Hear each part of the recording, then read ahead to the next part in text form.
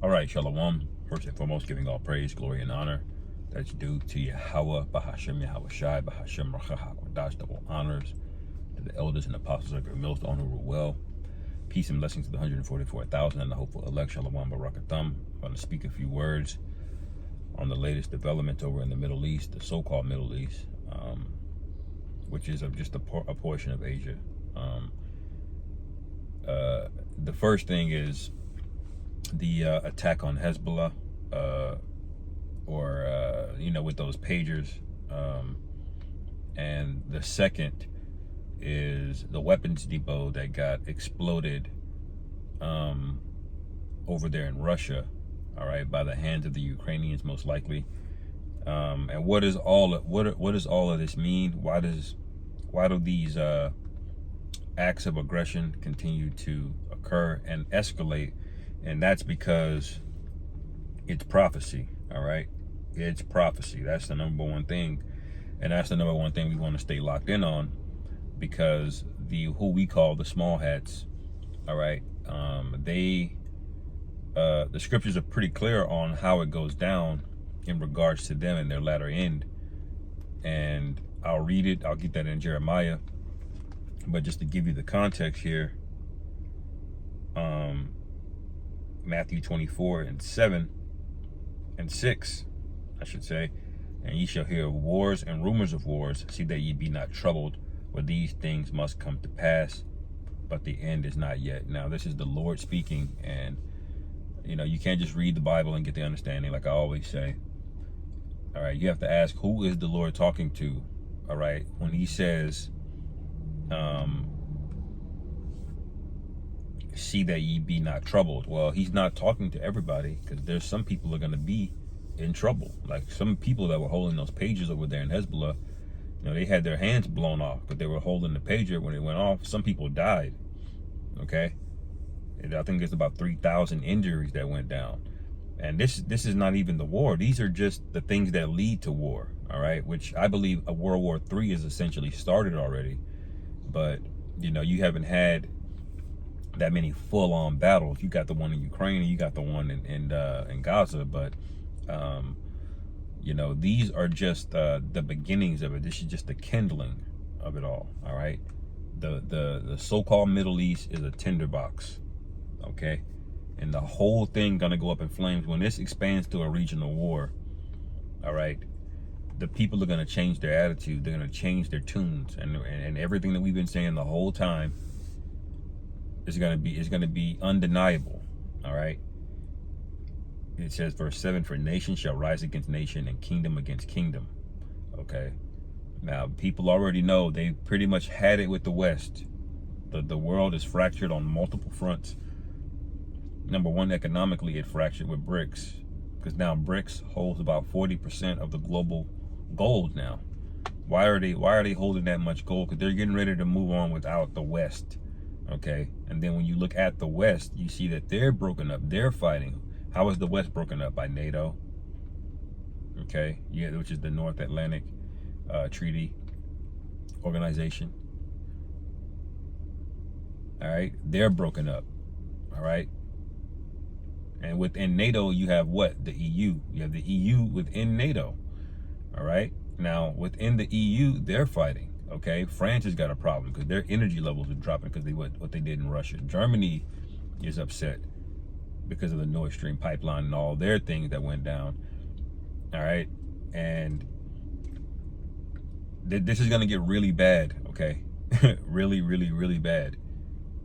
So the division is already here. Just like the Lord said, he's coming to set a man at variance with his father. Okay. The mother at variance with her daughter. I'm paraphrasing. All right. But it says, for nation shall rise against nation, and kingdom against kingdom, and there shall be famines.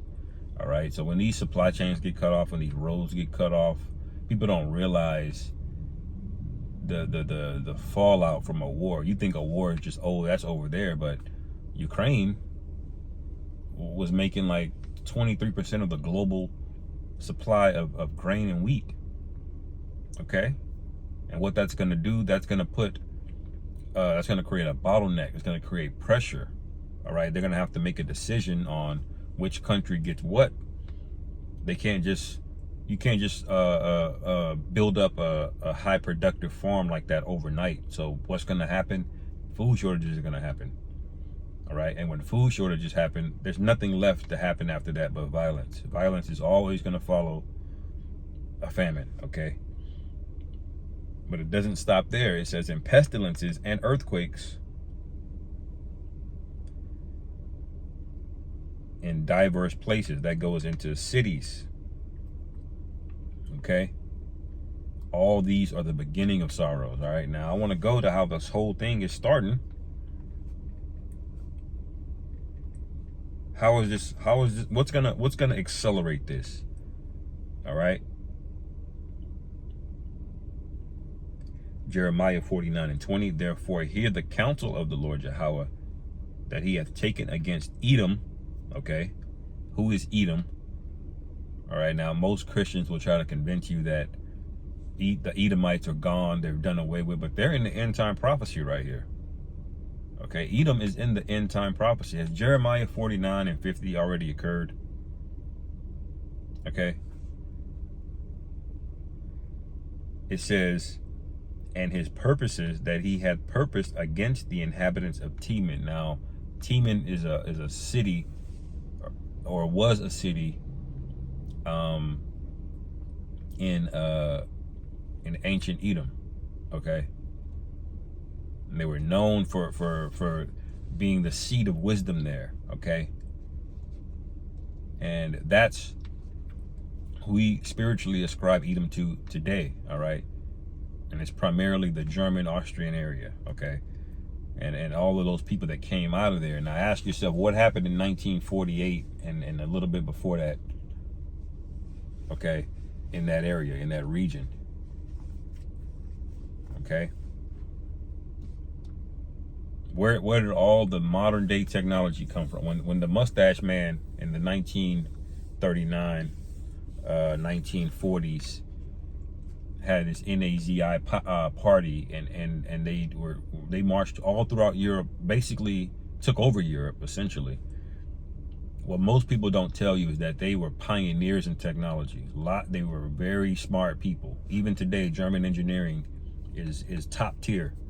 Okay, they're the wise men of Europe. Their manufacturing base, it's an anchor in Europe to this day. So when America destroyed its economy by flooding by sabotaging their energy market, by blowing up the Nord Stream pipeline, okay, you caused a lot of issues, man. Okay, but that's who the Temanites are, the people of Teman, because Esau as a whole, you know, he's all throughout Spain, Italy, you know, the whole white supremacist structure in all of those countries, Portugal and Belgium and the UK. But there are particular parts of them, okay? And in World War II, the invention of fighter jets came out of that. Long-range missiles came out of that. All right, advanced artillery and weaponry and all kinds of things. And as so much so that America went over there and got those scientists and started NASA with those scientists. NASA, okay? Those are the wise men. And see, that when you see about the wisdom of Teman being confounded, all right, that's speaking about Esau's technology, okay? So that's who the Temanites are. And the people over there in the land, in the land where south of Lebanon, I'll say that, that's who they are. That's their blood. Their blood is not Arabic. It's not Middle Eastern. It's not any of that. Okay, that's why DNA tests are illegal there. All right, and you got to ask yourself this. Do some critical thinking. Because they're from where? What did they come out of in 1948? It was a civil war that went down when they got the so-called chambers, put in the chambers by the Mustache Man. That was a civil war. That was what that was, man. Some of them wanted to go to the Holy Land and some of them didn't. And the ones that didn't, guess what? Your ass you got sacrificed. That's what happened. Okay? which is what that word means that we can't say. All right. But the main point is, surely the least of the flock shall draw them out. Surely he shall make their habitations desolate with them. And he's called the least of the flock because they're the smallest in number. Okay. And this is why you can't even speak freely and openly about this on the internet. This is why you have to talk in code. All right. This is why there are certain people, all right, no matter, even if it's a positive stereotype, you can't say it. Okay. You can't say certain people have a lot of money. You know, you can't say certain people run certain industries. Okay. But look at their percentage. They're 1, 2, 3, maybe at the most 4% of any population that they reside in. Yet they have a disproportionate amount of power and wealth and influence. All right. So that should tell you all you need to know about the least of the flock. And how are they going to draw them out? All right. By antagonizing everybody in the region. Okay. The neighbors to the north, they hate us. So we're going to do this to them. You know, Egypt don't want to let, do this. So, they're our enemies. All right. What's the other guys? The Houthis. They're our enemies. Anybody that says anything, you're anti semantics for all of these different things. And look at what's happening. They're going to start World War III, man. World War III is on the way. And all of you proud individuals that thought evil was way afar off, it's not. It's knocking on your front door, and ain't nothing you can do about it because you're proud. All right? You're going to have to drink of that cup, as the Lord said. I'm going to get that. You're going to have to drink of that cup. And the Lord is not going to be hearing, oh, I'm not for war, or I'm not this. Look, you're pro all of these comforts. You're pro America. You took all of the goodies that America bought you. How do you think they got that? How do you think they got these goodies, man? You think they traded fairly for it? You think they put sanctions on 40% of the global population? All right? Because they were the aggressors and they're just responding to it? Okay? You think they bought all of this land here in America? You know, man. You're just like the woman in the hood. You know, her son is out there. You know, she knows her son is out there selling drugs, doing no good. But he's bringing in all of this money, buying her a new TV. She got a new couch. And she ain't saying nothing. She looked the other way. But she knows where the money's coming from. And so when the ops come through and spray the house up with her in it, guess what? She had that coming because she knew. You're culpable, man. The scriptures say, flee from wickedness. Okay? And not to suffer sin on your brother, let alone your own seed. And that's what you Americans have done. You suffered sin after sin after sin and wickedness after wickedness. You've been seeing Obama and Bush 20 years ago bombing the hell out of these foreigners. Quiet. Y'all don't even get in the streets and protest to do nothing until your pockets hurt, till your pockets hurt. Why? Because you enjoyed the benefits of it. White women try to say the same thing. It wasn't us cracking the whips, but you were in the house sipping lemonade, talking shit, enjoying the benefits of chattel slavery. That's what you were doing.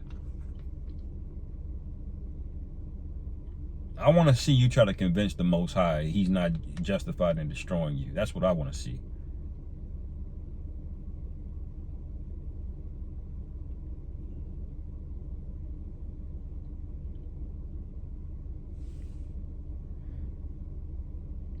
Jeremiah 49:12.